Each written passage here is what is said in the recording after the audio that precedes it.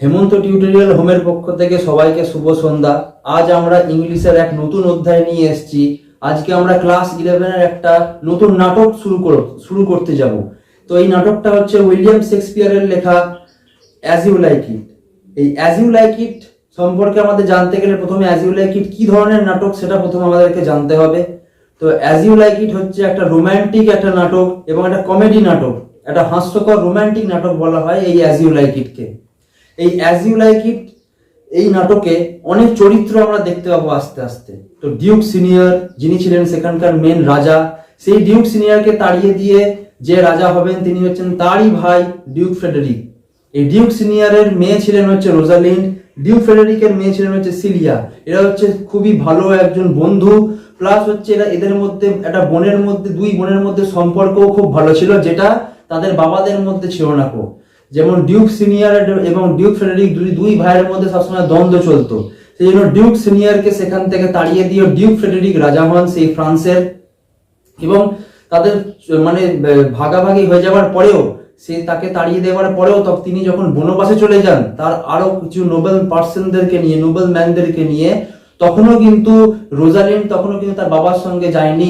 Cilia কিন্তু তাকে আটকে রেখেছিল। সিলিয়া কিন্তু তার দিদির প্রতি যে ভালোবাসা, সে তার বাবা চলে যাওয়ার যে একটা শোক, সেটাও কিন্তু সিলিয়া তার ভালোবাসা দিয়ে সে বুঝতে দেয়নি এবং এই গল্পের মেন চরিত্র আমরা যাকে নায়ক বলতে পারি তিনি হচ্ছেন রোজালিন্ড এবং অরল্যান্ডো হচ্ছেন এখানকার নায়ক এই নাটকের, রোজালিন্ড হচ্ছে এখানকার নায়িকা। হিরো এবং হিরোইন দুজন আমাদের।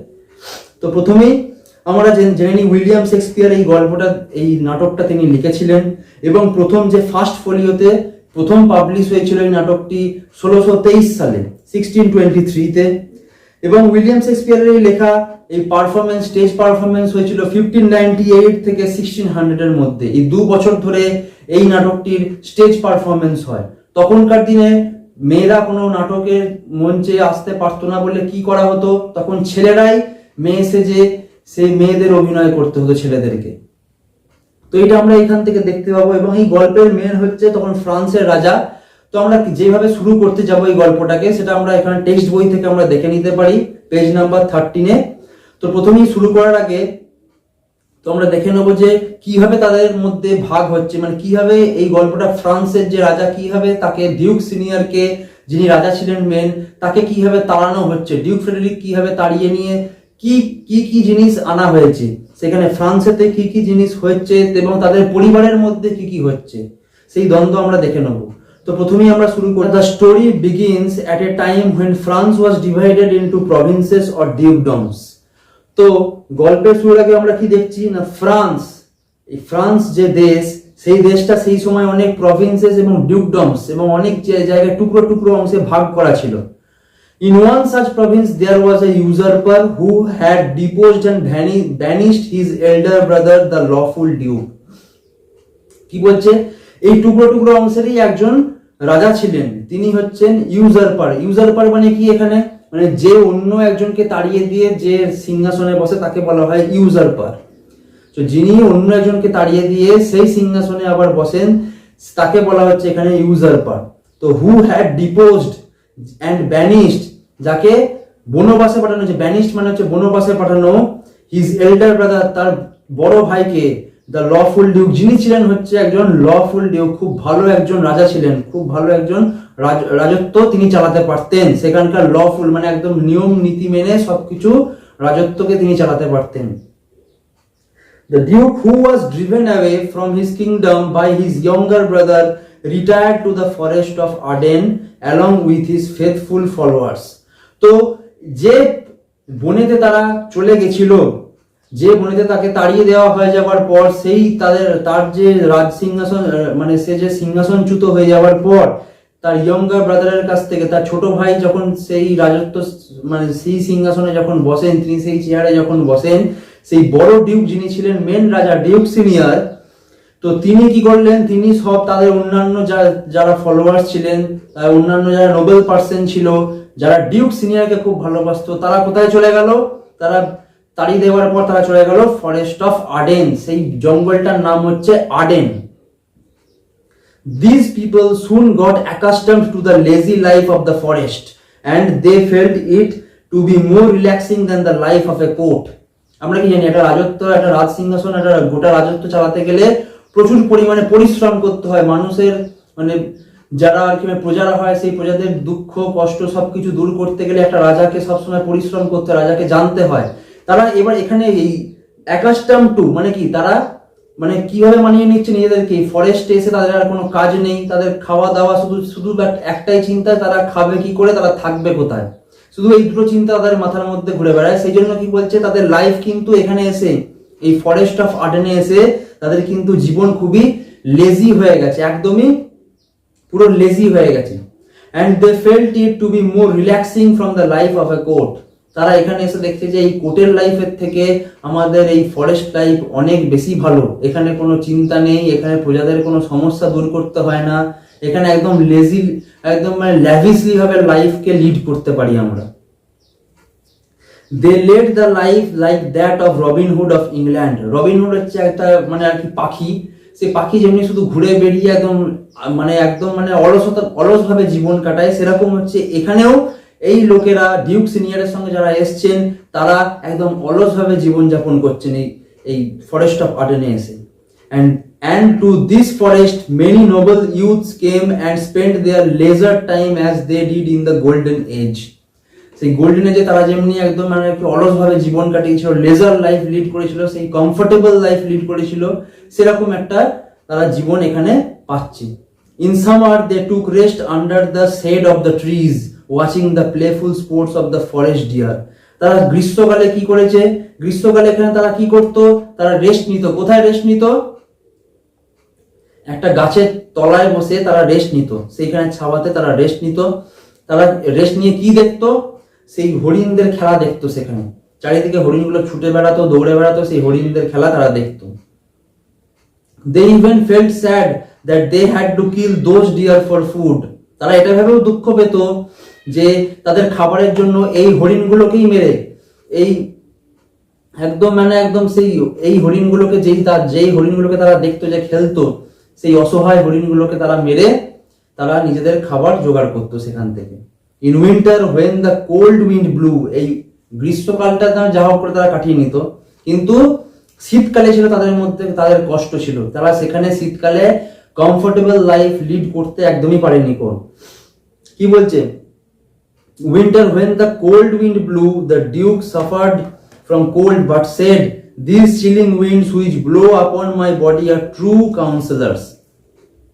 কি বলছে, এই ডিউক সিনিয়র যিনি যাকে তাড়িয়ে দেওয়া হয়েছে, তার ভাই যাকে তাড়িয়ে দিয়েছে, কি বলছে না, এই যে চিলিং উইন্ডস, শীতকালের এই বিদ্য হাওয়া, যে হাওয়াগুলো মানে গায়ে লাগলে কাঁটা দিয়ে উঠবে, শীতের কাঁটা দিয়ে উঠবে, এই হাওয়াগুলোই হচ্ছে আমার যে শরীরে এসে ঠেকছে, সেগুলো হচ্ছে আর ট্রু কাউন্সিলার্স, এরাই হচ্ছে আমার সঙ্গী, এরাই হচ্ছে আমার জীবনের এখন সঙ্গী হয়ে গেছে।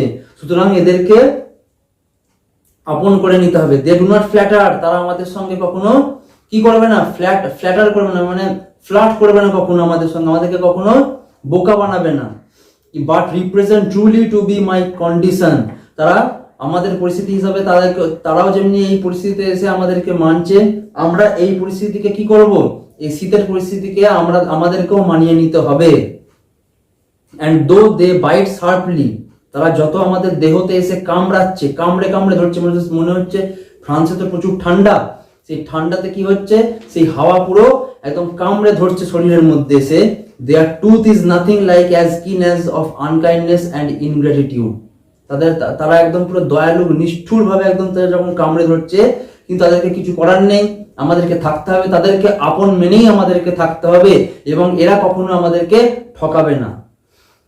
He remarked that men might say against adversities, but there are some uses of a poisonous toad. কি বলছে, অনেক বাধা বিপত্তি আমাদেরকে টপকে আমাদেরকে থাকতে হবে এখানে। অ্যাডভার্সিটিস মানে হচ্ছে অনেক বাধা বিপত্তি টপকে আমাদেরকে এর সঙ্গে মানিয়ে নিয়ে, এই পরিস্থিতিকে মানিয়ে নিয়ে, এই খারাপ পরিস্থিতিকে মানিয়ে নিয়ে আমাদেরকে এই জীবনে বেঁচে থাকতে হবে।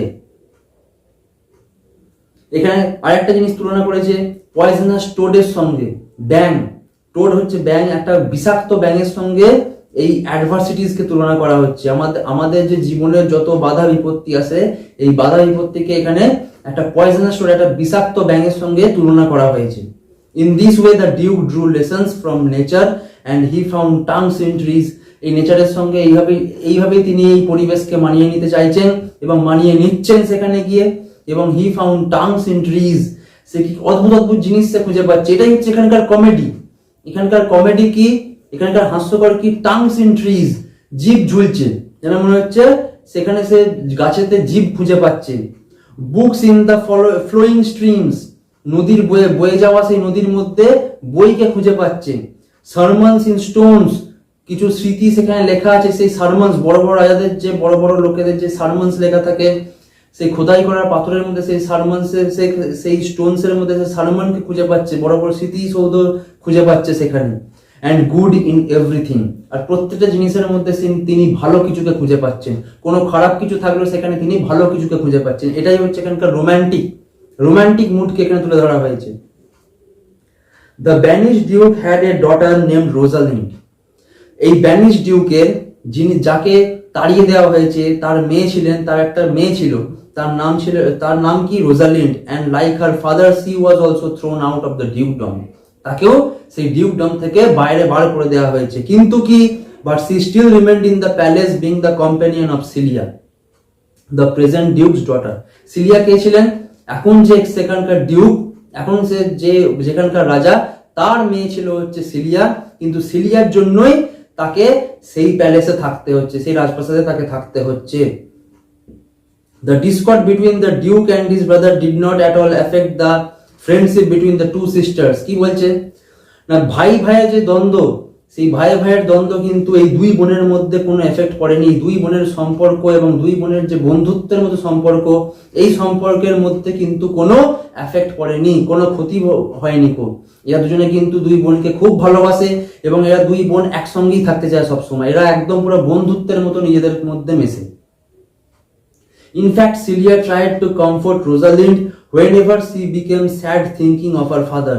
এমনকি রোজালিন্ডের যখন মন খারাপ হয়, তার বাবাকে নিয়ে যখন মন খারাপ হচ্ছে, তার বাবাকে তাড়িয়ে দেওয়া হয়েছে, তার বাবা থাকতে পারছে না, সেই যখন মন খারাপ হয়, সিলিয়া তাকে এসে কি করে, সিলিয়া তাকে এসে বলে যে আমি তো আছি, বোন তো আছে, তুমি তো আমার সঙ্গেই আছো, তোমার কোনো চিন্তা নেই, তোমার বাবা সেখানে ঠিক আছে, তোমার কোনো চিন্তা নেই আর। One day when Celia was talking to Rosalind in her usual kind manner, a messenger came with the news that there would be a wrestling match and they could go and watch if they wanted.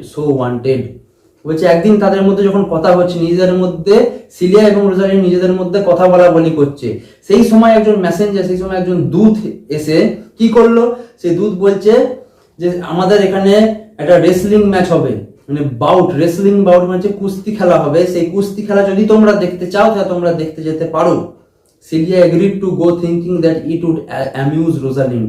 কি বলছে, cilia ভাবলো যে হ্যাঁ অবশ্যই দেখতে যাব, এই জিনিসটা দেখতে গেলে কি হবে, রোজালিন্ডের মনও ভালো থাকবে আর সে আর তার বাবার এই দুঃখ কষ্টকে ভুলে থাকতে পারবে সেই রেসলিং ম্যাচ দেখলে। During those times, wrestling matches were viewed by noble ladies and princesses, being a favorite sport of princess. সেই সময় কি হতো, মানে রাজার ছেলেদের সবচেয়ে ফেভারিট স্পোর্ট ছিল হচ্ছে রেসলিং বাউট, মানে কুস্তি খেলা দেখা বা কুস্তিগিরি করা। সেই কুস্তি খেলা দেখা হচ্ছে, সেই সময় কুস্তি ছিল হচ্ছে সবচেয়ে প্রধান খেলা সেই সময়কার।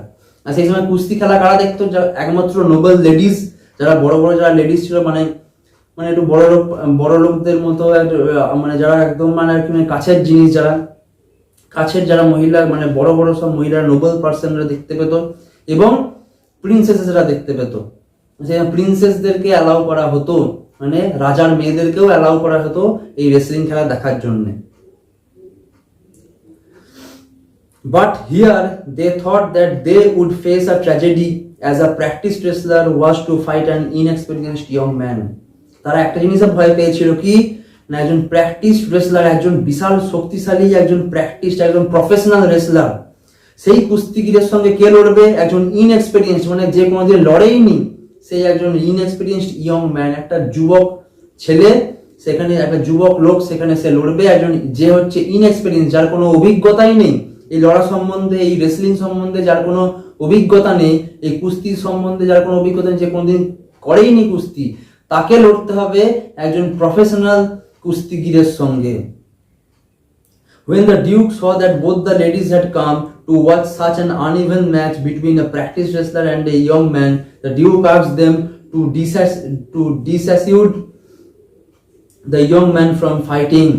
ডিউক যখন দেখলো যে দুই প্রিন্সেসই যখন এসছে খেলা দেখতে, এখানে রেসলিং ম্যাচ দেখতে, তখন তাদেরকে কি বললো ডিউক বললো যে যাও তোমরা সেই ওকে বলে দাও, তোমাদের ইনএক্সপেরিয়েন্সড ইয়ং ম্যানকে বলো, সেই লোকটাকে বলো, কি বলতে বলছে যে তোমরা কি বলো যে এর সঙ্গে যেন না লড়ে, সে যেন আগেই হার মেনে নেয়।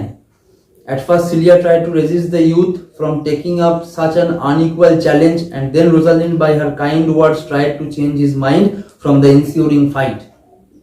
প্রথমে সিলিয়া চেষ্টা করলো যে এই ইয়ং ম্যানকে যাতে না লড়তে হয়, সেই তার সঙ্গে গিয়ে কথা বললো, তাকে বলে যে তুমি লড়ো না, তোমার আঘাত লাগবে, তুমি মরেও যেতে পারো, সে যদি তোমাকে মেরে দেয়। রোজালিন্ডও তারপরে গিয়ে চেষ্টা করলো তার মাইন্ডকে পাল্টানোর, কিন্তু তারা পারলো না। But after hearing the entreaties of the ladies, the youth became all and the more determined to prove his valor in front of the fair ladies. কি বলছে? এত কিছু শোনার পর সেই ইয়ং ম্যান বলল যে আমি আমার শক্তি আমি এখানে দেখাবই in front of the valour ladies. আমার সামনে আমাকে এসে যখন এরকম বললো, তাহলে আমি প্রমাণ করে দেবো নিজেকে যে আমিও শক্তিশালী, আমিও লড়তে পারি। আমি যত ইনএক্সপেরিয়েন্সড হই, আমার অভিজ্ঞতা নাই থাকতে পারে, কিন্তু আমি তবুও লড়তে পারি। He refuse to listen to them, সে তাদের কথা শুনলো না। But he said in such a graceful manner that both the ladies became more concerned of him. সে এমন ভাবে বললো, সেই ফেয়ার লেডিজ এরা কিন্তু ফেয়ার লেডিজরা চমকে উঠলো যে সে কিভাবে বললো। সে দেখলো যে তাহলে দেখা যাক কি করো। He said, I am sorry to deny such fair and beautiful ladies anything. বলছে আমি খুবই দুঃখিত তোমাদের কথা না শোনার জন্য বা আপনাদের কথা না শোনার জন্য, কিন্তু আমার কিছু করার নেই, এই ম্যাচ আমি লড়বই। He also said that he would like the ladies to wish for him, and if he was defeated he would not be ashamed, and even if he was killed there was no one to lament for him in this world. তিনি বলছেন, সেই young man বলছে যে আমাকে তোমরা cheer up করবে, যদি আমি হেরেও যাই সেখানে তাতে আমার কোনো দুঃখ নেই, আমার কোনো লজ্জাবোধ হবে না। আর আমি যদি সেখানে মরেও যাই তাহলেও আমার কোনো দুঃখ নেই, কেন কি আমার জন্য দুঃখ পাওয়ার বা কষ্ট পাওয়ার মতো মানুষ নেই কেউ। আমার জন্য কষ্ট পাবে বা কাঁদবে, সেই কাঁদবার মতো কোনো লোক বা কোনো মানুষ নেই আমার জন্য, সেহেতু আমার কোনো চিন্তা নেই, আমার কোনো দুঃখ নেই এই জীবনে। He said that he was only a person who filled up a space in this world, and it would be better supplied if he vacated his space. সে বলছে আমি হচ্ছে এই পৃথিবীতে একমাত্র যে পৃথিবীতে এই মানে একদম মানে অসহায় ব্যক্তি, যে আমি এই পৃথিবীটাকে একটা কি বলবো সেটাকে মানে জায়গা হয়তো তার জন্য ভরিয়ে রেখেছে, মানে এটাকে আমি চলে গেলেও এই পৃথিবীতে কোনো কিছু ক্ষতি হবে না, বরঞ্চ আরো ভালো কিছু হবে।